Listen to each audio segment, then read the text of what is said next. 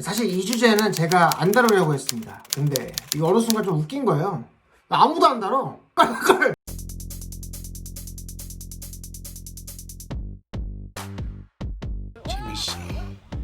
안녕하세요, 네임입니다. 이 소식 솔직히 이거 좀 며칠 됐어요. 굳이 안 다루려고 했습니다. 어차피 이런 주제는 저 말고도 많이 다룰만 하잖아요. 언론에서도 다룰 것이고 유명 자동차 유튜버도 다룰 것이고 저도 그거 보면서 아 이런 이야기구나 이렇게 좀 배우려고 했어요. 보면서. 근데 그거 아무도 다루는 사람이 없는 거예요. 이름 있는 자동차 유튜버들 모두. 그러고 보니까 당연하다는 나름대로의 추측에 들었습니다. 왜냐고요? 다들 이트론 출시했을 때 우리나라에 이름 있는 자동차 유튜버들이 거의 다 시승하러 갔거든요. 자기가 아우디 행사에 앞으로도 계속 가야 되는데 어떻게 이런 기사를 정확하게 다룰 수가 있겠어요? 제가 이래서 협찬을 안 받는 겁니다. 저도 협찬 들어와요. 근데 안 하는 거예요. 왜? 난 내가 하고 싶은 얘기 하고 싶거든. 계속.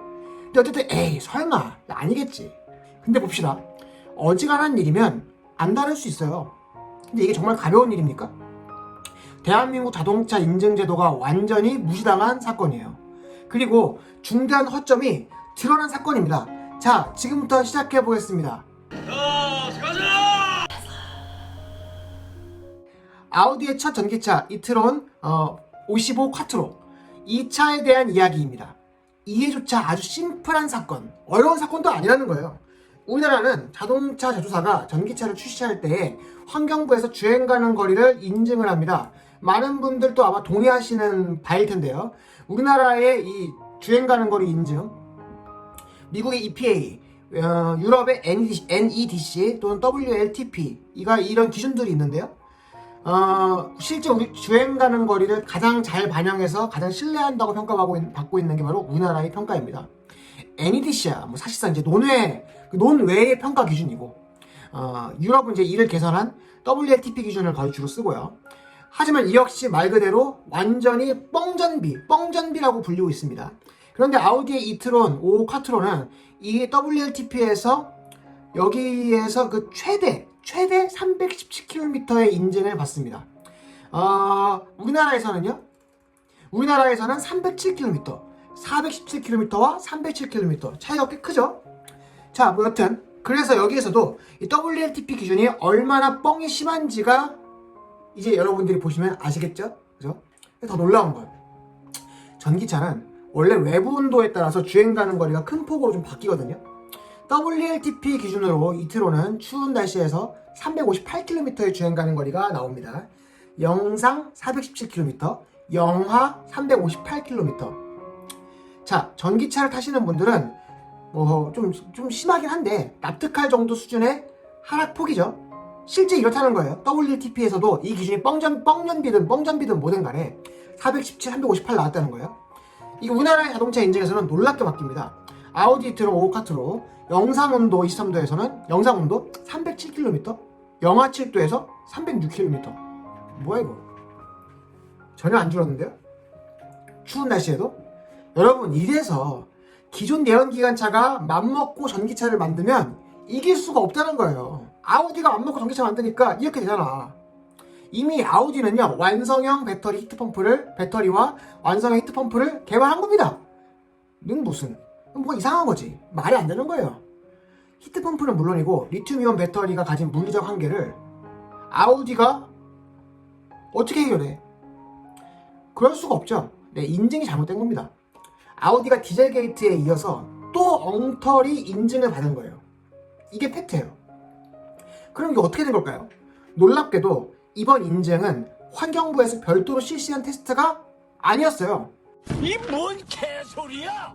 기사에서는 아우디 본사에서 보내준 인증 서류를 보고 그냥 인증을 내줬다고 합니다. 기사가 얘기하기를 그렇다는 거예요. 아우디가 보낸 인증 서류를 보고 그냥 인증 내줬다. 정말? 정말 이럴 수가 있어요? 네, 환경부에서 이 뉴스에 대해서 반박 보도자료를 냈는데요. 반박이 아니야. 자, 볼까요?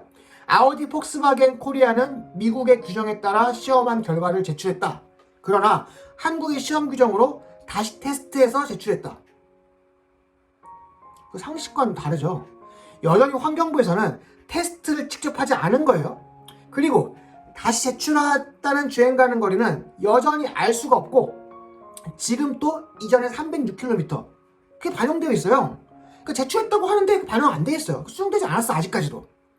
이게 무슨 말이죠? 네, 우리가 기대했던 것과는 전혀 다르게 우리나라의 자동차 인증 시스템은 그냥 회사가 내놓는 자료로 끝내는 방식이었던 거예요. 이게 잘못됐다는 게 아닙니다. 여러분, 제가 지금 이 방식 제가 틀렸다는 게 아니라 우리가 알고 있었던 뭔가 그 예상했던 것과 다르다는 걸 얘기하는 거고, 정말 잘못된 것은 사실 이거 같아요. 보세요. 기준법이 이렇다면 제조사는 기준에 입각해서 정확한 자료를 기관에 제출하면 돼요. 그럼 당연히 환경부는요, 제출한 자료가 진짜인지 아닌지를 직접 인증하지는 않더라도 최소한 정확한지 확인을 해야 될 거 아니에요. 근데 겨울에도 307, 306 이렇게 1km밖에 주행 가는 거리가 줄지 않는 수치를 제출했는데 그걸 결과적으로 최종 인증 수치에 반영했다는 것 자체가 도저히 지금 우리나라의 이 환경부가 전문성이 하나도 없는 인증기관이라는 것을 인증하는 셈 아니에요? 보도자료를 더 볼까요?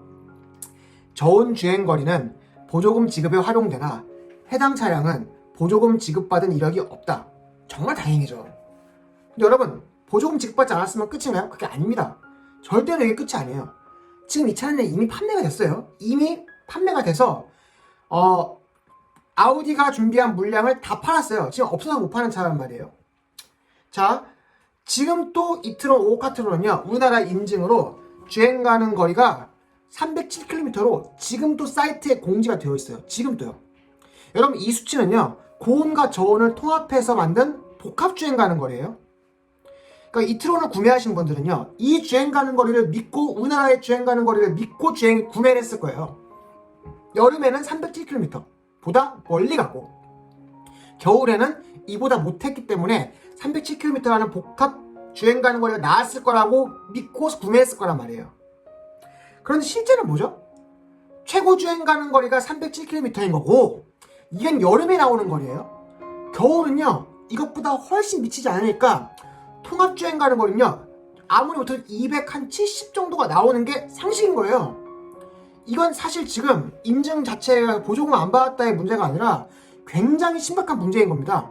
인증 가는 거리를 보고 차를 구매했을 아우디 이트론 오너들이 있어요.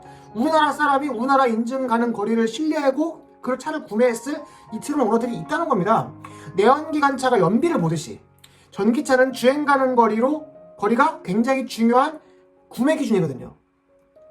근데 이런 아주 심각한 인증 오류가 발생했음에도 불구하고 보조금을 어차피 못 받았으니 상관없다. 이게 정말 맞는 해명이에요?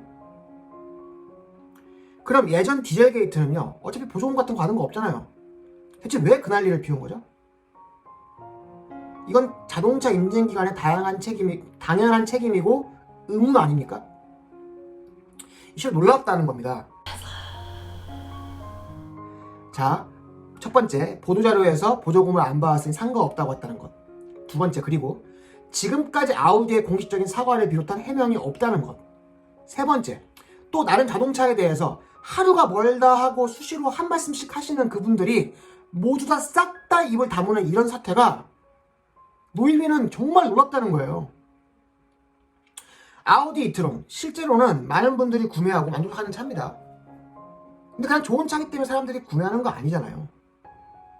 인증 가는 거리, 인증받는 수치도 보고 여러 가지 것을 봐서 판단을 하잖아요. 저도 아우디 이트론 정말 좋은 차라 생각하는데요. 그러나 이번 사태가 정말 많은 이권이 개입되어 있는, 또는 그렇기 때문에 복잡한 현실을 복합적으로 반영하는 것만 같아서 씁쓸한 마음에 영상으로 정리해봤습니다. 공감이 가실런지는 잘 모르겠습니다. 감사합니다. 이상 여러분들이 켜주시는 유튜버 노일비였습니다. 끝! 구독시켜!